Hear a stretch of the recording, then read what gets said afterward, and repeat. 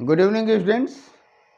आप सभी लोगों का एक बार फिर से श्योर एकेडमी के प्लेटफॉर्म पे बहुत बहुत स्वागत है। आप लोग देख रहे होंगे कि बीच में एक आध दिन गैप हो जा रहा है और वास्तव में कई कारण हैं जिसकी वजह से गैप होता है, लेकिन इस गैप को भी आप लोग क्या करेंगे कि कवर अप करने का प्रयास करेंगे।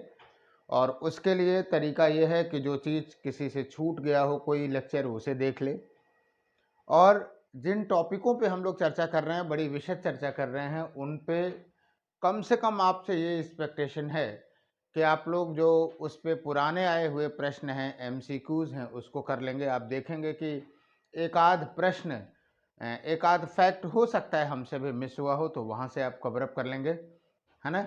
और बाकी टेस्ट के लिए आप तैयार होंगे। नेक्स्ट टेस्ट के लिए भी बहुत ही झन्नाटेदार टेस्ट बनाया हूँ, आर्ट एंड कल्चर।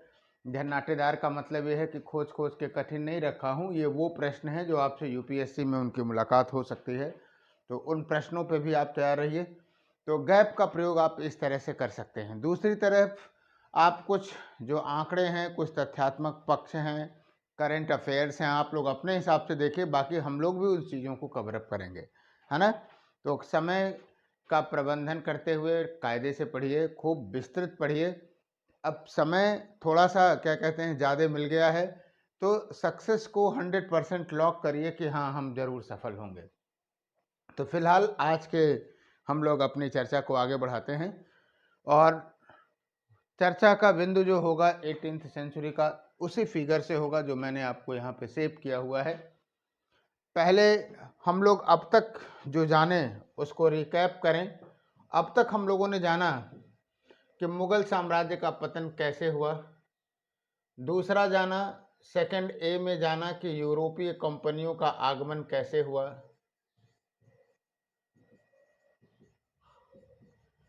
इसके बाद हमने ये देखा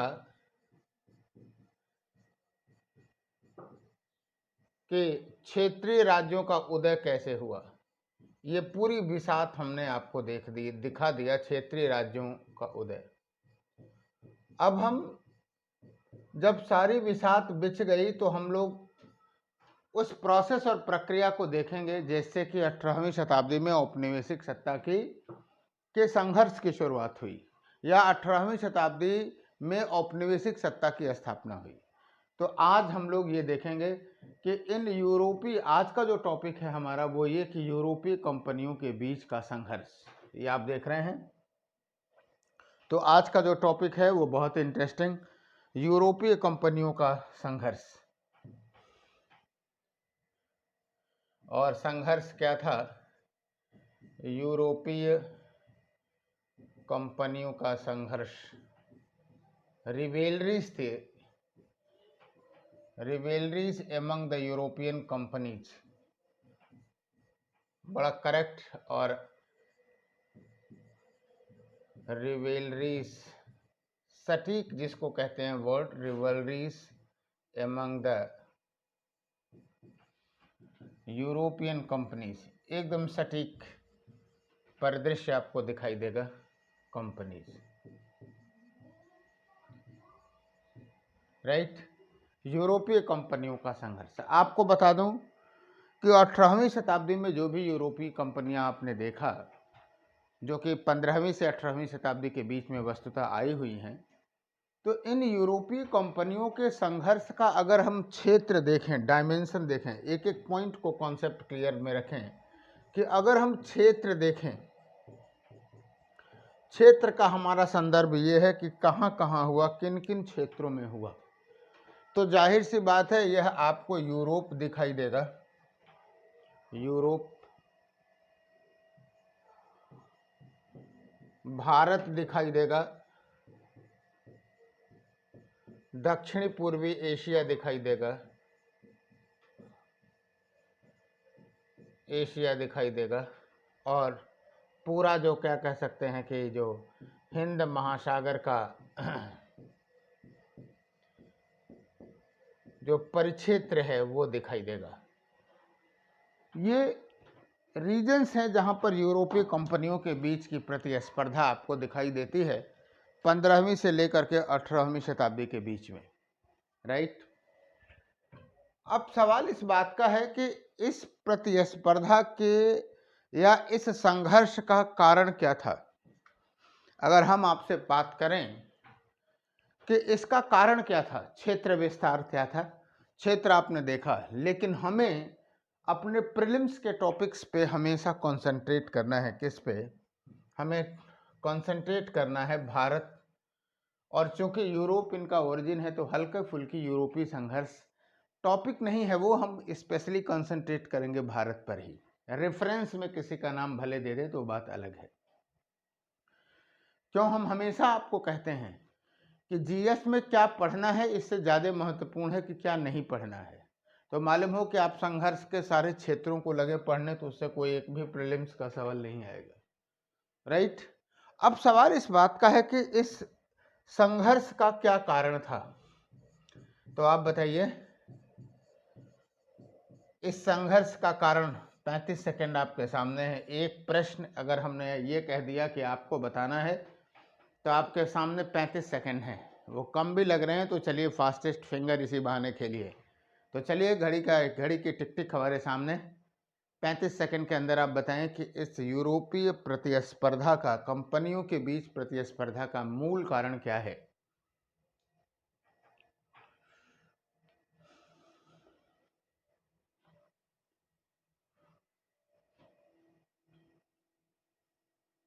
तो इस प्रतिस्पर्धा का मूल कारण, जैसा कि आप लोगों ने बताया, वो ये है कि व्यापार पर एकाधिकार करना। व्यापार पर एकाधिकार करना, क्योंकि जब मोनोपोली होगी तो पूरे यूरोप के व्यापार में उसे मनमाने दाम पर बेचेंगे।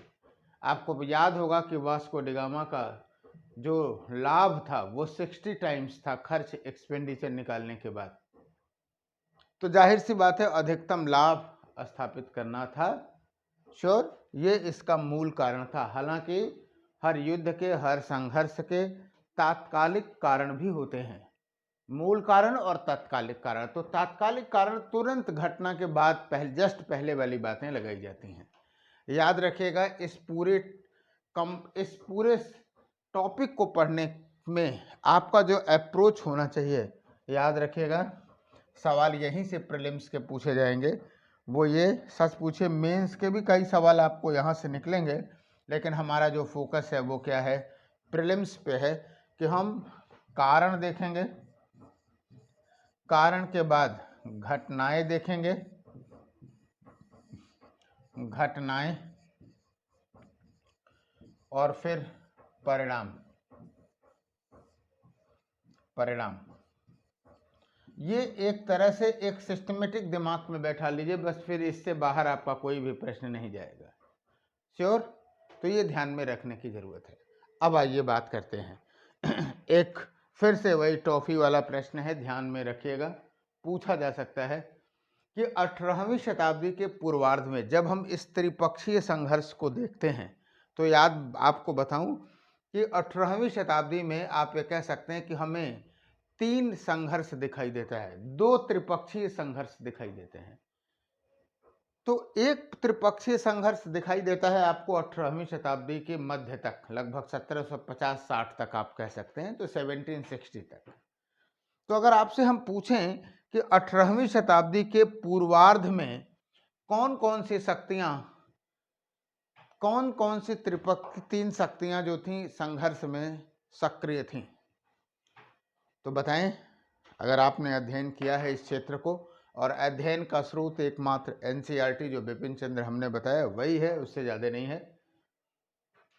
तो 18वीं शताब्दी के पूर्वार्ध में जो सक्रिय त्रिपक्षीय शक्तियां थीं वो कौन सी थीं, आप बताएं। और मैं आप सभी लोगों से इस बात को अनुरोध करूंगा कि आप लोग इस कार्यक्रम से अधिक लोगों को जोड़ें, और इस कार्यक्रम से नहीं बल्कि शौर्य एकेडमी परिवार से यूपीएससी और यूपीपीएससी दोनों के क्षेत्र में जो भी प्रयास यहाँ से किए जाएंगे वो गंभीर और जिम्मेदारी भरा प्रयास होगा। 2 चीज़ें चल रही हैं ऑलरेडी, हिस्ट्री ऑप्शनल और सोशियोलॉजी ऑप्शनल चल रहा है। दोनों के नए बैच हैं, हिस्ट्री के नए बैच 2-4 दिन में हम शुरू करेंगे, तो आप वहाँ आप आ सकते हैं।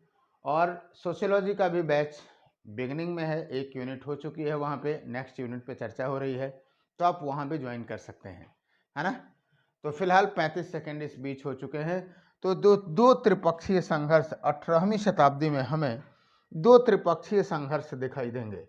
एकदम क्लियर कट जानते रहिए कि 18वीं शताब्दी में एक तो पूर्वार्ध यानी लगभग 1760 तक की अगर बात किया जाए, 10 वर्ष को इग्नोर कर दिया जाए, तो पूर्वार्ध में सबसे पहले आपको दिखाई देंगे फ्रांसी, अरे क्या लिख दिया, पहले ही गलत, बताइए। पुर्तगीज,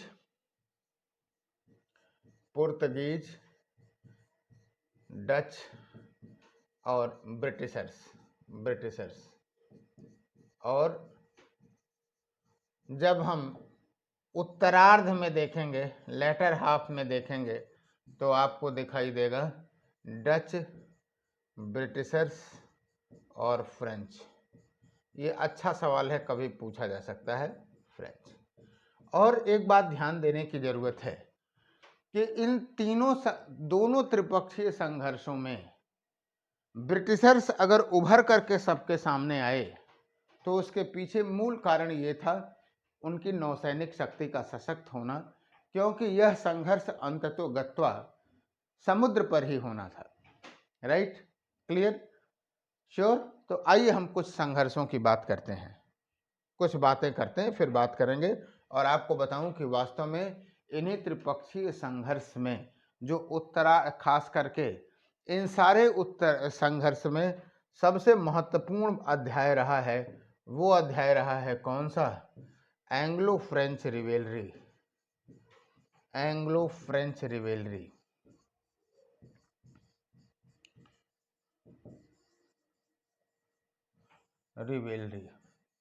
राइट,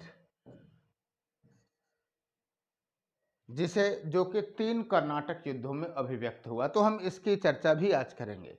तो फिलहाल 18वीं शताब्दी के पूर्वार्ध में जब शुरुआती संघर्ष हुआ, तो मैं आपको फिर बता दूं कि यह संघर्ष सिर्फ भारत में ही नहीं हुआ, बल्कि दक्षिणी पूर्वी एशिया में भी हुआ, यूरोप में भी हुआ।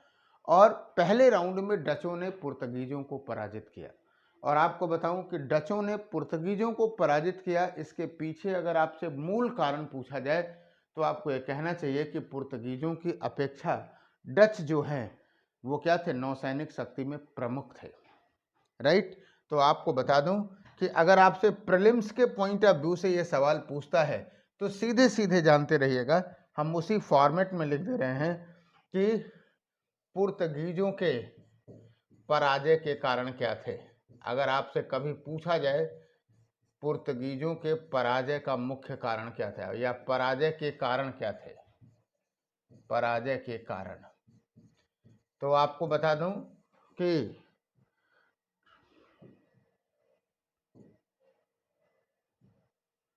डचों पहला जो कारण आप जब लगाएंगे प्रीलिम्स में, तो आप लगाइएगा कि डच अपेक्षाकृत एक कमजोर, या डच अपेक्षाकृत अधिक शक्तिशाली थे। पहली बात लगाएंगे, first option should be this one. कुछ अन्य कारण भी हो सकते हैं, जैसे आपको बताऊं कि पुर्तगीजों की कूटनीतिक असफलता। अगर आईएएस में कभी पूछता है कि यह उनकी पराजय का एक कारण था, नो डाउट ये भी एक कारण था।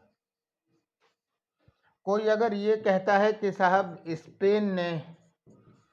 स्पेन द्वारा पुर्तगाल पर अधिकार कर लेना, ये भी एक कारण था, नो डाउट, पुर्तगीजों का अधिकार।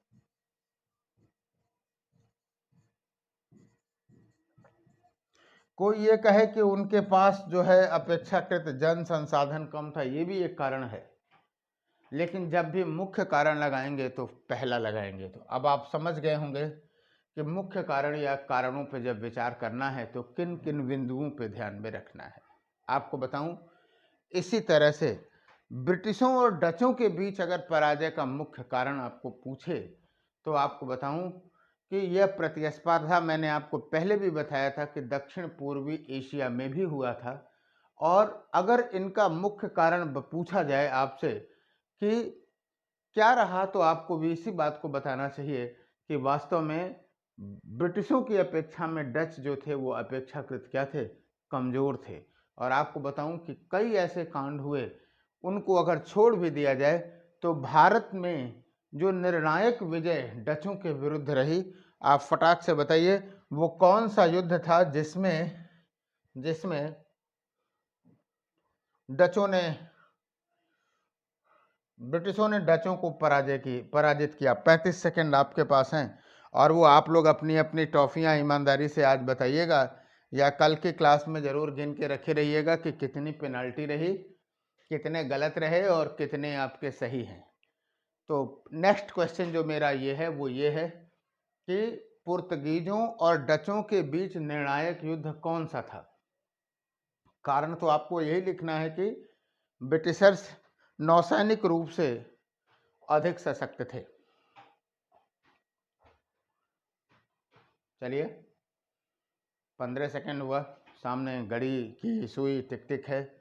और इस बीच आप सभी लोग चाहें तो अपने मित्रों को शेयर करके, चाहें क्या अनिवार्य रूप से करें क्योंकि अभी जितनी क्वालिटी, जिस क्वालिटी के हिसाब से चर्चा हो रही है उस क्वालिटी आम लोगों तक अभी नहीं पहुंच पा रही है। या आप भी इस बात को महसूस करते होंगे। लेकिन हाँ, ये ज़रूर कहूँगा कि सिर्फ भीड़ बढ़ाने के लिए नहीं, भीड़ नहीं बल्कि क्वालिटी, हम भी क्वालिटी फुल पसंद आदमी हैं, क्वालिटी पे विश्वास करते हैं और चाहते हैं कि क्वालिटी फुल रिजल्ट आए। तो 35 सेकंड हो गया और वास्तव में इसका जो सही युद्ध रहा है वो रहा है बेदरा का युद्ध। प्लासी के युद्ध के बाद हुआ था ये बेदरा का युद्ध 1759 में, हमेशा याद रखने की ज़रूरत है, 1759 में। और ये हुआ ब्रिटिशर्स और डचों के बीच, ब्रिटिशर्स और डच के बीच में हुआ। डच निर्णायक रूप से पराजित हुए और ब्रिटिशर्स जीते। वास्तव में इस बात की आशंका हो सकती थी, क्लाइव ने सोचा कि कहीं ऐसा ना हो जाए कि बंगाल के नवाब डचों से एक तरह से व्यापारिक या किसी तरह से अलायंस बनाए, एंटी अलायंस बनाए, इसलिए उन्होंने डचों को पराजित किया। तो ये रहा आपका बेदरा का युद्ध। मुझे लगता है कि यहीं पर हम आपको थोड़ी सी चर्चा करने 2 मिनट कि कंपनियों का स्वरूप कैसा था। खास करके फ्रांसीसी और अन्य चीज़ों को तो जानना ही चाहिए आपको। आइए बताएं कि जो कंपनियों का स्वरूप कैसा था। एक था ज्वाइंट स्टॉक कंपनी, डचों का भी यही था और ब्रिटिशों का भी यही था, ज्वाइंट स्टॉक कंपनी, संयुक्त खाता पूंजी वाली जो आधार है। वैसे इतना शुद्ध हिंदी जानने की ज़रूरत नहीं है, क्योंकि जब यूपीएससी लिखता है तो ऐसे भी लिख देगा ज्वाइंट स्टॉक कंपनी, तो फिर आप रखे रहिए अपनी अंग्रेजी अपने पास। तो ज्वाइंट स्टॉक कंपनी का नेचर क्या था? East India Company joint stock company ही थी। इसका नेचर ये होता है, आप यही समझिए, कई चीज़ें आपको समझ में आगे भी इसका प्रयोग होगा। वास्तव में ऐसी कंपनी होती है जिसमें निवेश एक दो लोग नहीं, कई लोग मिल करके उस कंपनी में निवेश करते हैं। जैसे ईस्ट इंडिया कंपनी में शुरुआती दौर में 217 लोगों ने निवेश किया था और इसमें से एक एलिजाबेथ भी थी, राइट।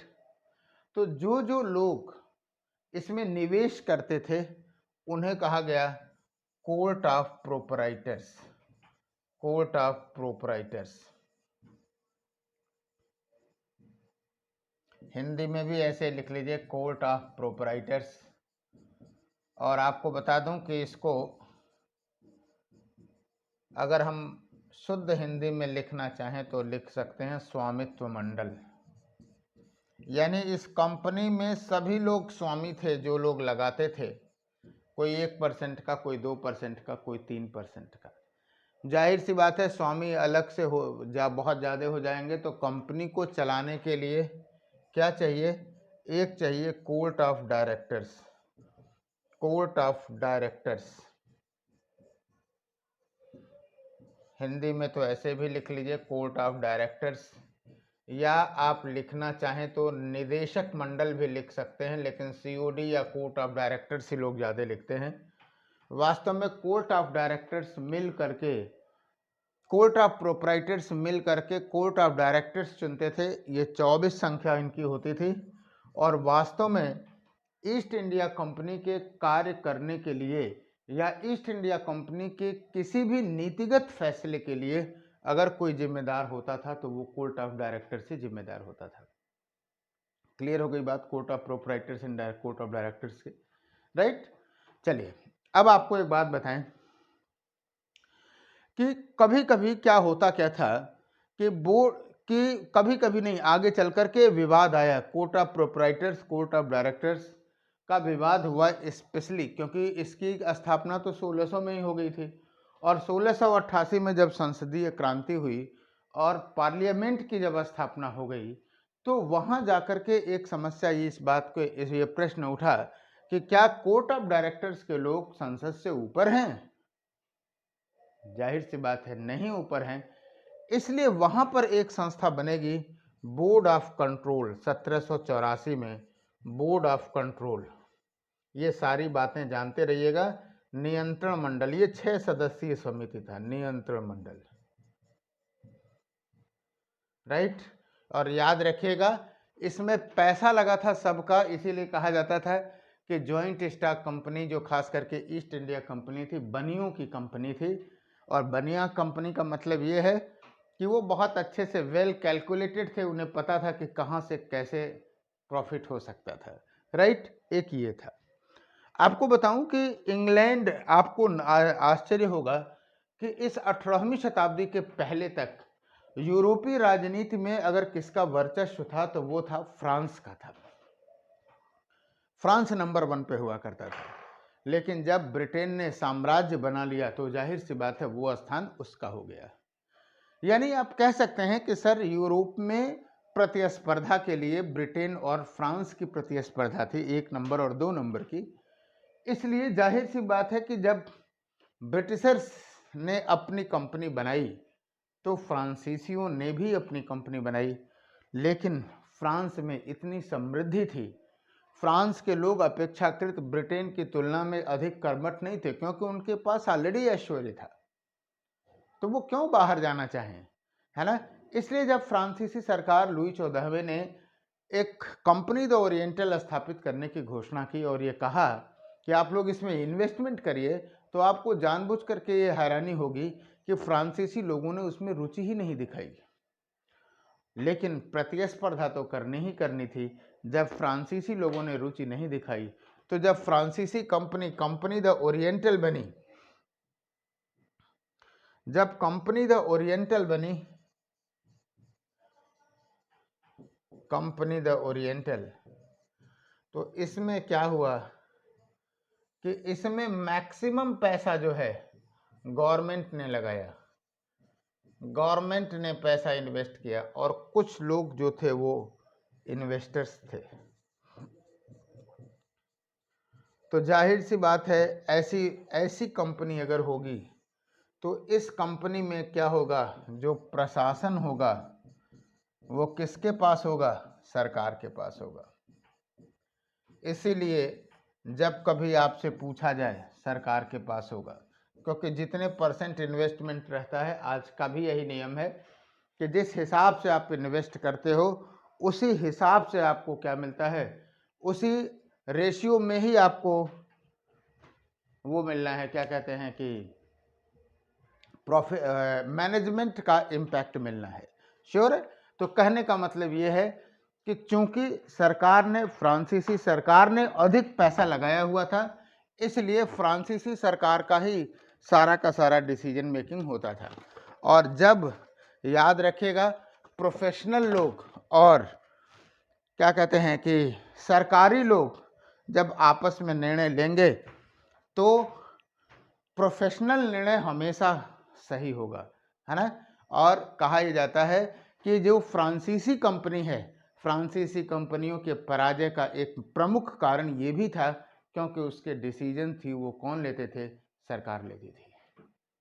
बात क्लियर हो गई? श्योर। तो ये फ्रांसीसी कंपनियों के स्वरूप का मामला रहा। अब आइए हम लोग चर्चा करते हैं कि यूरोपीय और फ्रांसीसी कंपनियों के बीच जो संघर्ष हुआ, उन संघर्ष का क्या कारण था, राइट। तो आइए अब हम लोग चर्चा करें संघर्ष के बारे में।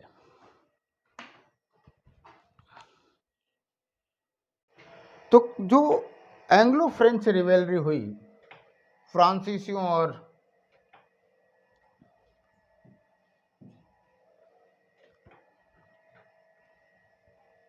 ब्रिटिशों के बीच संघर्ष, ब्रिटिश फ्रेंच प्रतिस्पर्धा और इसे हम लोग कर्नाटक युद्ध भी कहते हैं, बैटल ऑफ कर्नाटक या कर्नाटक युद्ध, बैटल ऑफ कर्नाटक। 3 कर्नाटक युद्ध हुए हैं, राइट। तो आइए देखते हैं पहला, दूसरा और तीसरा, सबका वही सिस्टम जो हमने आपको बताया है। प्रथम कर्नाटक युद्ध, फर्स्ट कर्नाटक वार। प्रथम कर्नाटक युद्ध, क्या देखना है? कारण देखना है, परिणाम देखना है और उन घटनाओं को देखना है। और एक बार फिर मैं बता दे रहा हूं कि इन कर्नाटक युद्धों का कारण आप देखेंगे तो या तो आपको यूरोपीय कारण मिलेगा या तो यहाँ का राजनीतिक परिदृश्य होगा, वो दिखाई देगा। राजनीतिक परिदृश्य हमने ऑलरेडी आपको बता दिया है, श्योर। तो पहले कर्नाटक युद्ध का जो कारण था वो था ऑस्ट्रिया का उत्तराधिकार, ऑस्ट्रिया के उत्तराधिकार का प्रश्न। और आपको बता दूं, अब तो जीएस में भी वर्ल्ड हिस्ट्री आ गया है, ऑस्ट्रिया के उत्तराधिकार का प्रश्न, राइट। तो कहने का मतलब ये है कि हिस्ट्री एक सेफ विषय आप कह सकते हैं, सेफ सब्जेक्ट के रूप में। मैं कभी भी आपको जब भी जीएस में ये बात कहता हूँ तो बहुत डरता हूँ। लड़कों को, एक तो लड़कों का अफेक्शन रहता है, लड़कों को ये लगता है कि हाँ सर बहुत मेहनत करेंगे, कोई बात नहीं, हम कर ले जाएंगे। लेकिन कई बार ये लगता है कि वो प्रभाव में आकर के गलत निर्णय ना लें। आप प्रायः देखते होंगे किसी भी एक्सपर्ट से मिलेंगे तो तुरंत अपने विषय को कहेगा बस आ जाइए, इसी में सिलेक्शन है, बाकी सब में नहीं है। ऐसा नहीं मेरा मानना है। मेरा स्पष्ट मानना है कि ऑप्शनल कोई भी हो, आराम से 60% पाया जा सकता है कि अगर आपका अप्रोच सही है और आपने मेहनत किया है। बिना मेहनत के तो कुछ होता ही नहीं है ना। हमने सिर्फ इस संदर्भ में कह दिया कि जीएस में जो भी सेक्शन आपको पढ़ना है मॉड्यूल वाइज, वो तो हम आपको बताएंगे ही बताएंगे, है ना। और प्रीलिम्स एग्जामिनेशन के पहले या बाद में अब देखता हूँ क्या टाइम निकाल पाता हूँ उसके लिए, मॉड्यूल वाइज सेक्शन भी जीएस का मैं कराऊंगा। तो जो लोग इतिहास विषय नहीं ले रहे हैं उनको वहाँ तो पढ़ना ही पढ़ना है, कल्चर पढ़ना है, पूरा पूरा मॉडर्न पढ़ना है। वर्ल्ड हिस्ट्री भी डाल दिया उसमें, सेलेक्टेड टॉपिक्स, देखने में सेलेक्टेड लगता है लेकिन पूछा पर्याप्त जाता है। तो उस हिसाब से हमने कहा कि वर्ल्ड हिस्ट्री भी आपकी रुचि होनी चाहिए। फिलहाल इसका जो कारण था वो ऑस्ट्रिया के उत्तराधिकार का प्रश्न था। और वास्तव में ऑस्ट्रिया का जब उत्तराधिकार युद्ध चल रहा था यूरोप में, तो सबसे पहले यहाँ पे फ्रांसीसियों ने, डुप्ले ने क्या किया कि जो ब्रिटिश गवर्नर थे उनसे ये रिक्वेस्ट किया कि भले ही हम यूरोप में प्रतिस्पर्धा कर रहे हैं लेकिन हमें भारत में प्रतिस्पर्धा नहीं करनी चाहिए। और ये एक कूटनीतिक एफर्ट भी था क्योंकि उसको लगता था कि हो सकता है हम पराजित हो जाएं। तो एक तरफ डुप्ले ने ऐसा किया और दूसरी तरफ क्या हुआ कि मॉरिशस से उसने अपने नौसैनिक जो अधिकारी था, नौसैनिक पोत वाला जो था ला बोर्डेनो, उसको भी उसने बुलाया कि कम से कम हम लोग जो है नौसैनिक रूप से थोड़े मजबूत हो जाएं। तो ब्रिटिशर्स ने भी क्या कहते हैं कि डिप्लोमेसी से किया कि ठीक है, मुझे नहीं कोई दिक्कत है, लेकिन अगर ऊपर से आदेश हो जाएगा तो हम भी कुछ मना नहीं कर सकते हैं। कहने का मतलब ये है कि ये सारी डिप्लोमेटिक प्रक्रियाएं चल रही थी। फिलहाल इस घटना के पश्चात क्या हुआ, भारत में जो घटनाएं हुई आपको बताऊं, उन घटनाओं को एकदम एक एक बिंदु पे बता दे रहा हूं। मुझे नहीं लगता है कि इससे बाहर जाने की जरूरत है। सबसे पहले जो शुरुआत किया इस भारत में वो ये, जो ब्रिटिशर्स था, बॉर्नेट का नाम याद आता है, इसने फ्रांसीसी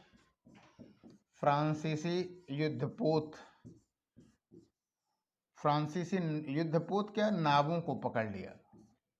तो शुरुआत हो गई कम से कम। और आप जानते हो ना कि सब लोग अपने मजबूत पक्ष पे ही प्रहार करते हैं से, क्योंकि नौसैनिक शक्ति उसकी अच्छी थी, उसको लगा कि हम पकड़ लेंगे। लेकिन सेकंड स्टेप में क्या हुआ कि डुप्ले ने लाबुर्डेनो की सहायता से, एकदम इस घटने को दिमाग में बैठा लीजिए, डुप्ले और प्लस लाबुर्डेनो ने मिल करके क्या किया, मद्रास जीत लिया। और यहीं एक घटना हुई, लिख तो नहीं रहा हूं, समझ लीजिए, जीत लिया, राइट। और वो घटना क्या हुई आपको बताऊं। पहले तो आप ये जानते रहिए कि प्रथम जो कर्नाटक युद्ध हुआ 1746 से 1748, ये सीटें इसलिए महत्वपूर्ण हैं कि 18वीं शताब्दी के जो महत्वपूर्ण युद्ध हैं उन युद्धों को रख दिया जाएगा और फिर आपको कालानुक्रम में बैठाने के लिए कहा जाएगा। तो मद्रास जीत, और आप जानते हैं कि मद्रास एक बहुत स्ट्रेटेजिक पॉइंट था, है ना। और जैसे ही जीता तो लाबुर्डेनो और डुप्ले में क्या हुआ कि एक वैचारिक मतभेद देखा गया। याद रखिएगा, मेंस में, पीटी के लिए पॉइंट ऑफ व्यू से नहीं, लेकिन मेंस में जब हम लोग डिस्कस करते हैं तो फ्रांसीसियों के पराजय का एक कारण ये भी समझते हैं कि उनके आपसी जो अधिकारी थे वो हमेशा लड़ा भिड़ा करते थे, है ना। और डुप्ले और लाबुर्डेनो में क्या हुआ कि मतभेद हुआ। लाबुर्डेनो ने कहा कि इसको बेच दिया जाए, उसको लगता था कि कुछ पैसा मिलेगा उसमें, हमको भी मिल जाएगा, 40,000 पाउंड में कहा इसको बेच दिया जाए। और डुप्ले चाहता था कि मद्रास एक स्ट्रेटजिक पॉइंट था, वो हमेशा बना रहे। यानी पहले ही कर्नाटक युद्ध में इन दोनों अधिकारियों के बीच मतभेद आया।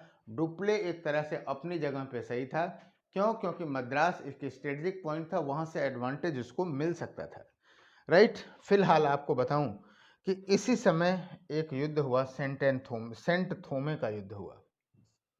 कई बार पूछता है और आपको एकदम जानना चाहिए कि सेंट थोमे का युद्ध, कलर भी बदल दे रहे हैं, 1748 में सेंट थोमे का युद्ध हुआ, 48। और इस सेंट थोमे के युद्ध में जो कर्नाटक का नवाब था अनिरुद्दीन ने अपने बड़े बेटे महफूज खान को भेजा। महफूज खान वर्सेज फ्रेंच का जो नेतृत्व था वो पैराडाइज कर रहा था। पैराडाइज बहुत बड़ी घटना है, ये छोटी मोटी घटना नहीं, बस समझने की जरूरत है। ये घटना बहुत बड़ी घटना मैं मानता हूं, सेंट थोमे के युद्ध को।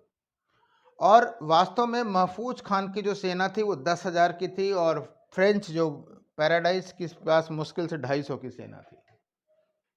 और इस युद्ध में महफूज खान मारा गया तो एक तरह से देखा जाए कि भारतीय जो राज्यों की सैनिक तैयारियां थी वो भी सामने आ गई, कि भारतीय राज्यों की सैनिक तैयारियों की पोल खुल गई, क्योंकि इसी के बाद ब्रिटिशों ने या यूरोपीय शक्तियों ने यह सोचा कि हम छोटी संख्या में भी हैं लेकिन हम अपनी तकनीक के बल पर भारतीयों को हरा सकते हैं, राइट। इसलिए सेंट थोमे का युद्ध का एक बहुत बड़ा मतलब माना जाता है।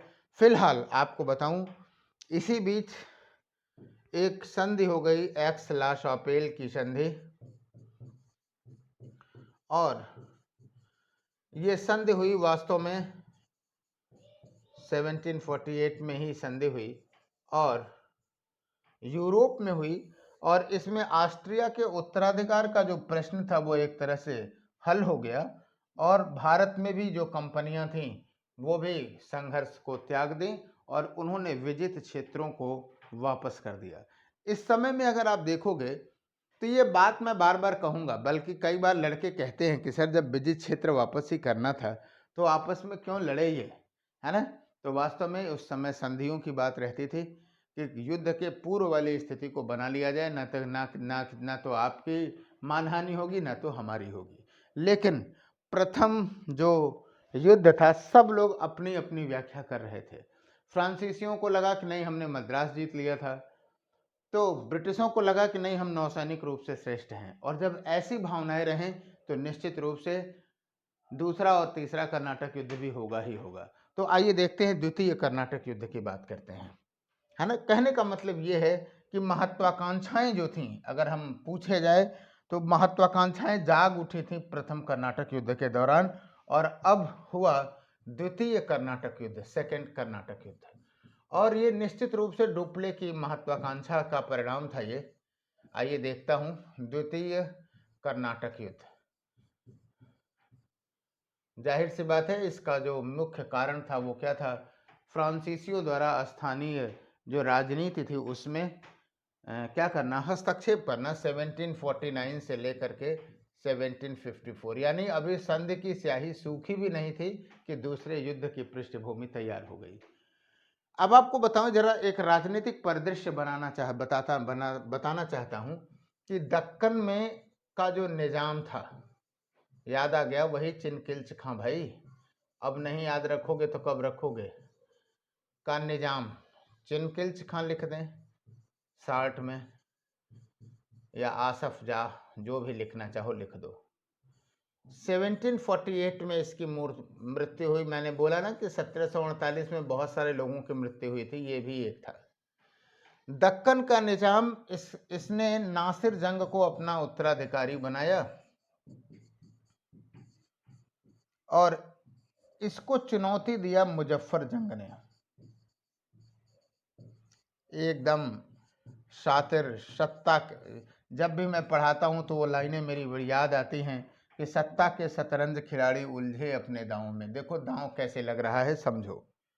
आपको बताऊं इसी समय समानांतर कर्नाटक का जो नवाब था, कर्नाटक का जो नवाब था वो था सादत खान। वो अवध वाला ना समझिएगा भाई, सादत अली खान था। एक नाम से एक क्लास में दो रमेश भी तो हो सकते हैं। सादत अली खान, सादत अली खान ने जो है के बाद कर्नाटक का नवाब हुआ था अनीवरुद्दीन, और अनीवरुद्दीन ने बताए कि जो अपना वो था, क्या कहते हैं कि जो उत्तराधिकारी चुना था वो चांदा साहेब को, बहनोई थे, चांदा साहेब को चुना था, और इसको चुनौती दिया किसने, मुजफ्फर अली ने, है ना, मोहम्मद अली ने, मोहम्मद अली, एक मिनट, मोहम्मद अली।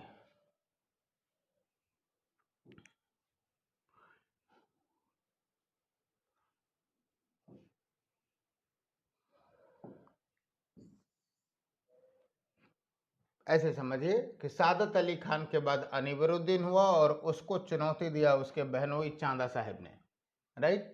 ये कंडीशन थी, श्योर। और इसी उत्तराधिकार युद्ध में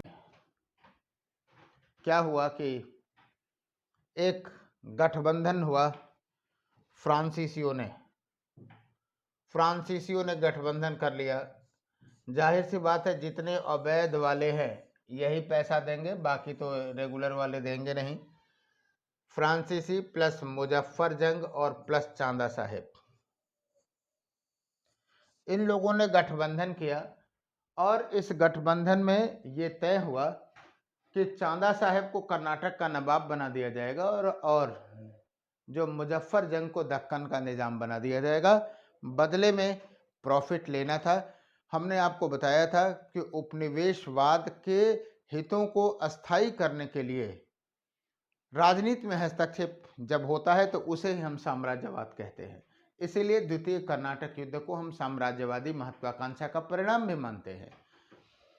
और वास्तव में फ्रांसीसी मुजफ्फर जंग और चांदा साहेब का जो गठबंधन बना वो गठबंधन काम हो गया और अंबूर का युद्ध हुआ पहले, बैटल ऑफ अंबूर, बहुत ही फेमस ये भी है, 1749 में हुआ। और इस अंबूर के युद्ध में क्या हुआ कि अनीवरुद्दीन को मार दिया गया, अनीवरुद्दीन को पराजित कर दिया गया। सिंपल सी बात है इस गठबंधन के बाद। और इस अंबूर के युद्ध के बाद चांदा साहेब को कर्नाटक का नवाब बना दिया गया। और इस घटना के पश्चात जो चांदा साहेब ने जो है क्या किया, फ्रांसीसियों को उपहार भी दिए, पैसे भी दिए और लगभग 80 गांवों की जमींदारी भी दी। श्योर, काम भी पूरा हो गया। आपको बताऊं कि अब दूसरा जो अटैक होना था, दूसरा अटैक होना चाहिए था नासिर जंग पे, राइट। सेकंड स्टेप में पहली घटना ये हुई। स्टेप 2 में क्या हुआ कि फ्रांसीसी प्लस मुजफ्फर जंग प्लस चांदा साहेब वर्सेस नासिर जंग। और आपको बताऊं कि इस युद्ध में 1750 के इस युद्ध में ये गठबंधन सेना हारी और नासिर जंग जीत गया था। 1750 की ईस्वी की बात है, 1750 में। लेकिन दुर्भाग्य कह लीजिए कि नासिर जंग मारा गया, दुर्भाग्यवश नासिर जंग मारा गया। अपने ही एक अफगान के द्वारा ये मार दिया गया, जंग मारा गया। और फ्रांसीसियों ने मौका देखते हुए मुजफ्फर जंग को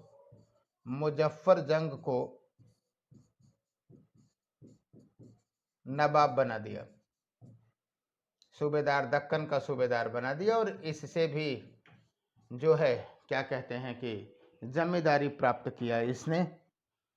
अब तो जो डुप्ले का सोचना था ये स्टेप 1 और स्टेप 2 दोनों में सही हो गया। आपको बताऊं मुजफ्फर जंग की जब मृत्यु हुई तो सलाबत जंग को नवाब बना दिया गया। और इस प्रकार पहले राउंड में ही आपने देखा कि फ्रांसीसी या डुप्ले का जो सोचना था वो पूरी तरह से सही दिखाई देने लगा। लेकिन सवाल इस बात का है कि क्या ब्रिटिशर्स चुप रहेंगे? नहीं। अब ब्रिटिशर्स स्टेप 3 में ब्रिटिशर्स के रिवर्स करने का समय आ गया। और अनीवरुद्दीन के बाद जो मोहम्मद अली था, जो उस समय त्रिचिरापल्ली में था, उसको सपोर्ट करना शुरू किया। और आपको बताऊं कि एक जो स्टेप 3 हुआ, इस स्टेप 3 में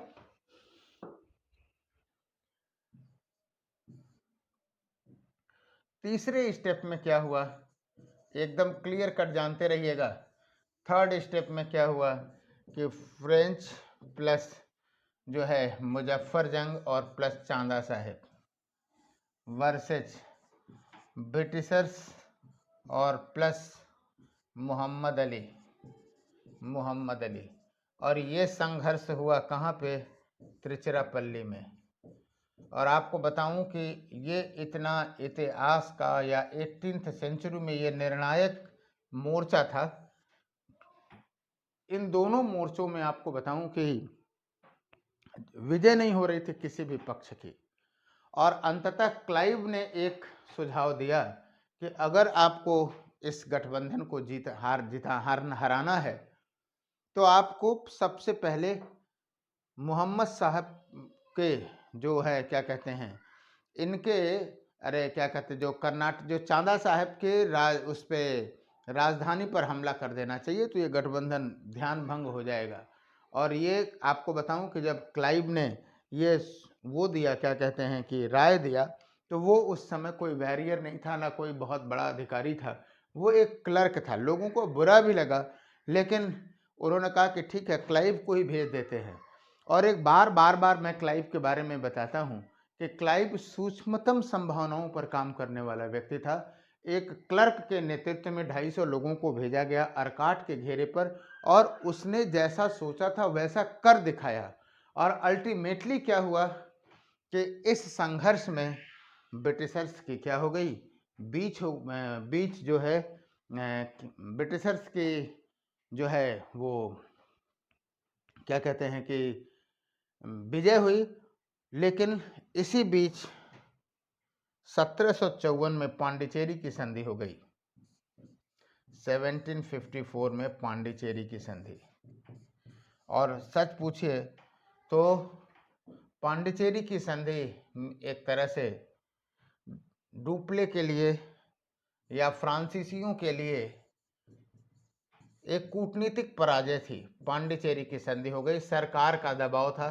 और आप जानते हैं कि फ्रांसीसी कंपनी एक मुख्यतः सरकारी कंपनी थी, इसलिए सरकार के निर्णय को उसे मानना पड़ता था। बात समझ रहे हो कि नहीं? और पांडिचेरी की संधि जब हुई तो ब्रिटिशर्स ने क्या कहा कि डुप्ले को वापस कर लीजिए। डुप्ले बुला लिया गया, वापस बुला लिया गया। बाकी तो विजित क्षेत्र तो पलटा दिए गए कि जिसने जो जीता था कहा भैया ये अपना अपना क्षेत्र वापस ले जाइए। डुप्ले को वापस बुलाया गया। ये बहुत बड़ी पराजय थी फ्रांसीसियों की, कूटनीतिक पराजय थी। और आपको एक बात और भी बता दूं कि देखा जाए तो यह युद्ध भी अनिर्णित सा रहा। क्यों? क्योंकि हैदराबाद में फ्रांसीसी जो थे वो क्या थे, वो सफल रहे। और कर्नाटका में, यानी आप ये भी कह सकते हैं कि 50-50 गेम था। हैदराबाद में फ्रेंच थे तो कर्नाटका में ब्रिटिशर्स सफल रहे। और अगर कंपैरेटिवली बात कहोगे, अगर आप हमसे पूछोगे कि सर इन दोनों में कौन ज्यादा था, तो हम अब भी कहेंगे कि पलड़ा झुका हुआ था किसके पक्ष में, हैदराबाद के पक्ष में, लेकिन फ्रांसीसियों के पक्ष में। लेकिन जो पांडिचेरी की संधि हुई, कूटनीतिक रूप से ब्रिटिशर्स वहां फ्रांसीसियों को पराजित कर दिए, क्योंकि वो फ्रांसीसी सरकार को ये बताने में सफल रहे कि इस पूरे संघर्ष का कारण डुप्ले है और डुप्ले को बुला लिया जाए। और आपको बताऊं कि डुप्ले के बाद एक जो व्यक्ति आया वो था गुडेहू। लेकिन हम गुडेहू की चर्चा करें इससे पहले आपको बता दूं कि इसी समय फ्रांसीसियों को एक क्षेत्र मिला जिसे हम कहते हैं उत्तरी सरकार का क्षेत्र। सलाबत जंग से मिला था उत्तरी सरकार का क्षेत्र। तो आपको फटाक से बताना है कि उत्तरी सरकार में कौन कौन से जिले आते थे। एकदम एक टॉफी नहीं, इसमें तो 2 टॉफी आपको देनी चाहिए।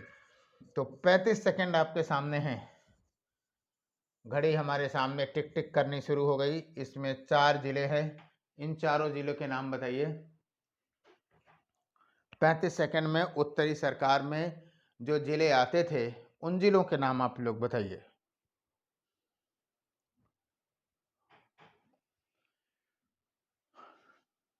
पूछा जाता है, प्रीलिम्स में भी पूछा जा सकता है।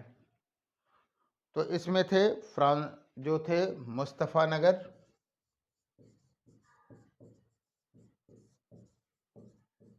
चिकाकोल,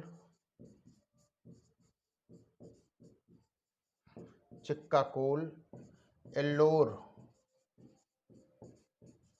मुस्तफानगर, चिकाकोल, एल्लोर, और एक और नाम है भाई, बताओ जल्दी जल्दी। राजामुंद्री फ्रांसीसियों को मिला था। लेकिन मैं फिर कह रहा हूं कि ये सारे मिलना जुलना सब बेकार। डुप्ले का चला जाना एक निश्चित रूप से महत्वपूर्ण पक्ष था, पराजय का नकारात्मक पक्ष था। और यही हम एक बात और भी आपसे बताना चाहेंगे, वो ये कि निश्चित रूप से डुप्ले पहला ऐसा व्यक्ति था जिसने यूरोपीय साम्राज्य का सपना देखा। और डुप्ले ने जो मार्ग बताया उसी मार्ग के आधार पर ही ब्रिटिशों ने आके चल करके अपने साम्राज्य की स्थापना की, यानी भारतीय राज्यों में हस्तक्षेप करके वहां से एडवांटेज निकालना। फिलहाल आपको बताऊं कि इसी बीच कर्नाटक का तीसरा युद्ध भी हुआ। और आप देख रहे हैं कि ऐसी स्थितियों में जब और निर्णायक रहेगा तो संधि अभी समाप्त भी नहीं होगी कि तीसरे की शुरुआत हो जाएगी। कर्नाटक का तृतीय युद्ध, तृतीय युद्ध 1756 से लेकर के 1763। क्रोनोलॉजी पे बेटा ध्यान देने की जरूरत है, सन पे एकदम ध्यान देने की जरूरत नहीं है। हम लिख देते हैं इसलिए कि आपका कॉन्फिडेंस मेंटेन रहे, लेकिन मोटी मोटा तो आपको पता होना चाहिए, है ना। तो इसका जो कारण था वो था सप्तवर्षीय युद्ध। सप्तवर्षीय युद्ध, आप लोग सोचते होंगे कि सर क्या ये प्लान हुआ था क्या कि हम 7 वर्ष लड़ेंगे? नहीं भाई, बाद में इतिहासकारों ने नाम लिख दिया, फ्रांस और ब्रिटेन के बीच में था, फ्रांस और ब्रिटेन के बीच में था। ये इतिहास तो बाद में लिखा जाता है ना, तो जब चूंकि 7 साल चला था तो इसलिए इसको नाम रख दिया गया सप्तवर्षीय युद्ध। आपको बताऊं कि स्वाभाविक रूप से जैसे ही यूरोप में हुआ तो भारत में भी फ्रांसीसी और ब्रिटिशर्स शक्तियां एक दूसरे से भिड़ गई, है ना। और अंग्रेजों ने बालासोर, यानी आप ये लिख सकते हैं कि इसमें पूछा तो नहीं जाना चाहिए लेकिन लिख दे रहा हूं, अंग्रेजों ने खास करके बंगाल में उड़ीसा में बालासोर, पटना, कासिम बाजार, इन जगह पे बाजार पर फ्रांसीसियों को पराजित किया। एफ लिख दे रहा हूं तो फ्रांसीसी हो जाएंगे, फ्रांसीसियों को पराजित किया। और सेकेंड लेवल पे अगर हम बात करें तो फ्रांसीसियों ने एक तरह से मद्रास ने जीत लिया, है ना। फ्रांसीसियों ने मद्रास जीता और मद्रास जीता। और वास्तव में इस बार मद्रास जीतने वाला जो नाम था वो नाम बता सकते हो? वो था लल्ली। लल्ली लिख दे रहा हूं। लेकिन इसका अंतिम युद्ध हुआ वांडीवास का युद्ध 1763 में, एकदम याद रख लेना, वांडीवास का युद्ध, बैटल ऑफ वांडीवास, है ना, 1760 में, 63 बोल दिया था, 1760 में। और इसमें जो है आयरकूट ब्रिटिशर्स का था, इसने लल्ली को बुरी तरह से पराजित किया। और इस युद्ध में लल्ली ने क्या किया था कि हैदराबाद में एक बुस्सी के पास, जो बुस्सी के नेतृत्व में जो सैन्य टुकड़ी थी उसको भी बुला लिया था। यानी इस बार हैदराबाद भी एक तरह से पूरी तरह से नष्ट हो गया। यानी कुल मिलाकर के वांडीवास का जो युद्ध हुआ वो फ्रांसीसियों और इसके बीच में निर्णायक युद्ध था। इसके बाद छिटपुट युद्ध होता रहा। लास्ट में इस सप्तवर्षीय युद्ध जो समाप्त हुआ वो पेरिस की संधि से हुआ 1763 में, नाम से क्लियर है। और पेरिस की संधि में एक तरह से फ्रांसीसियों की जो सैनिक क्षमता थी वो समाप्त कर दी गई और ये कहा गया कि अब वो केवल व्यापारिक कार्य कर सकते हैं। और इसी के साथ इन 3 कर्नाटक युद्धों के साथ ये बात तय हो गई थी कि जो ब्रिटिश प्रतिस्पर्धा, जो ये त्रिपक्षीय संघर्ष शुरू हुआ था, जो हमने आपको बताया था, वो त्रिपक्षीय संघर्ष में अंततः कौन जीता? वो ब्रिटिशर्स जीते, राइट। तो हम उम्मीद करते हैं कि इसको आप, इस सेक्शन को बहुत साइंटिफिक ढंग से आपने बहुत अच्छे ढंग से पढ़ा होगा। और कल्चर के टेस्ट के बाद हम लोग फिर मॉडर्न हिस्ट्री का भी टेस्ट करेंगे। इसी हिसाब से लगातार पढ़ते रहिए, जम के पढ़ते रहिए। करंट, इकोनॉमी, ये सारी सेक्शन भी शुरू होंगे, है ना। सारी चीज़ें आपको कम से कम ट्रैक रोल पे तो ले आ ही दूंगा, हम ले ही आ देंगे आपको, राइट। तो बहुत बहुत धन्यवाद, थैंक यू।